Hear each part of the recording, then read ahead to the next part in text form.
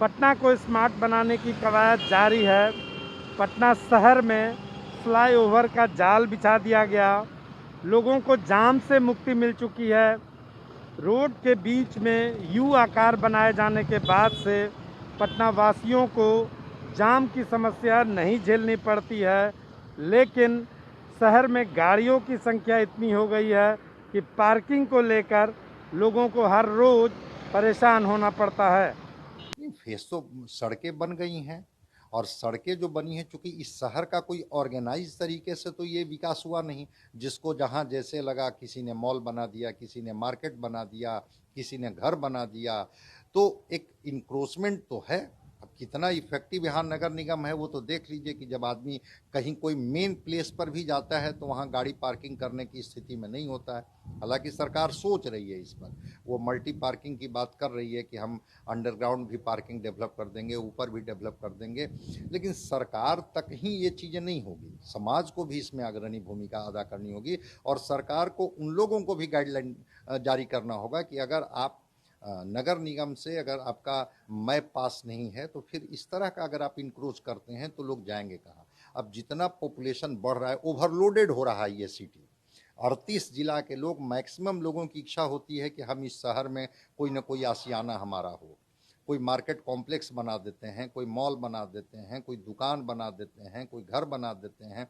Parking के लिए कोई जगह नहीं होती है। सड़क जो है, गाड़ियों का ओवरलोड इतना है, ट्रैफिक का इतना ओवरलोड है कि कोई व्यक्ति अगर कहीं रुक करके कोई ज़रूरी सामान भी खरीदने जाता है तो उस समय वो आती है गाड़ी और ट्रैफिक की पुलिस की गाड़ी पकड़ के उनको लेके चली जाती है। तो लोगों के सामने तो एक बड़ी चुनौती है कि आखिर हम अपनी गाड़ियों को पार्क कहाँ करेंगे। ठीक है, एक शुल्क लिया जाए, लेकिन पार्किंग की व्यवस्था हो वहीं तो वो पार्क करेंगे। चोरी की घटनाएं उसमें बहुत अधिक हो जाती है। तो इससे बचने के लिए सरकार तो कोशिश कर रही है, लेकिन सरकार को गाइडलाइन देना होगा नगर निगम को भी कि क्या उन्होंने अपने निर्माण कार्य के समय पार्किंग के लिए कोई स्पेस छोड़ा है या नहीं छोड़ा है। अगर वो पार्किंग के लिए स्पेस नहीं छोड़े हैं तो उनको पनिशमेंट हो। तो जब ये सरकार इस तरह के प्रोविज़न में आएगी तब जाकर के लोगों को पार्किंग की सुविधा मिलेगी। शहर को खूबसूरत बनाने के लिए नगर विकास विभाग ने कई पार्क को डेवलप किए हैं। शहर के बीचों बीच अदालतगंज में 10 करोड़ के लागत से हाईटेक तालाब का निर्माण कराया गया है। यहाँ बच्चों के खेलने के लिए पार्क होंगे। इसके अलावा लेज़र शो की व्यवस्था है और तमाम सौंदर्यीकरण के लिए सरकार ने कई कदम उठाए हैं। अदालतगंज पौंड में आकर बच्चे जहां अपनी सामान्य ज्ञान को बढ़ा पाएंगे, वहीं मनोरंजन के भी इंतज़ाम हैं। इसके अलावा बिहार सरकार मीठापुर में भी ऐसे तालाब निर्माण के कार्य को शीघ्र शुरू करने जा रही है। देखिए, अभी कई काम करने हैं नगरीय विकास के लिए, और हम नगर में कैसे बेहतर सुविधा दें, जाम नहीं लगे, अच्छी पार्किंग व्यवस्था हो, और भी जो अच्छे प्रोविजंस हैं जिससे कि आम आदमी को कठिनाई हो, सभी बिंदुओं पर काम करना तो प्रारंभ हुआ था। लेकिन कोरोना के संक्रमण के कारण कई चीज़ें रुक सी गई है।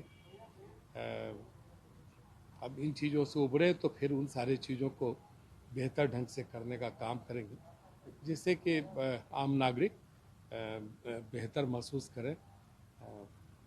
शहरीय जो नगरीय जो नई सुविधाएं हैं वो उनका अधिकार है प्राप्त करने का, उस पर हम सब काम कर भी रहे हैं।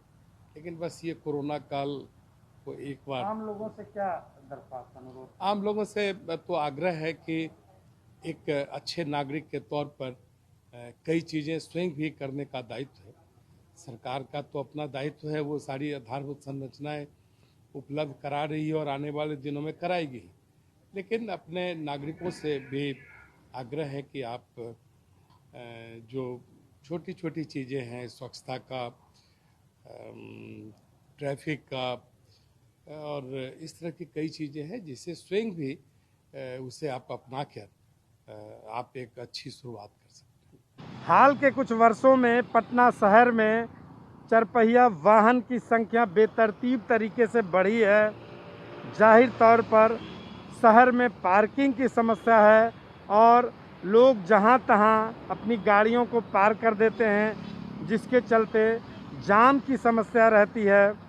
नगर विकास विभाग ने पार्किंग को लेकर महत्वाकांक्षी परियोजना बनाई है और उसे शीघ्र ही मूर्त रूप देने की तैयारी है। रंजीत, ईटीवी भारत, पटना।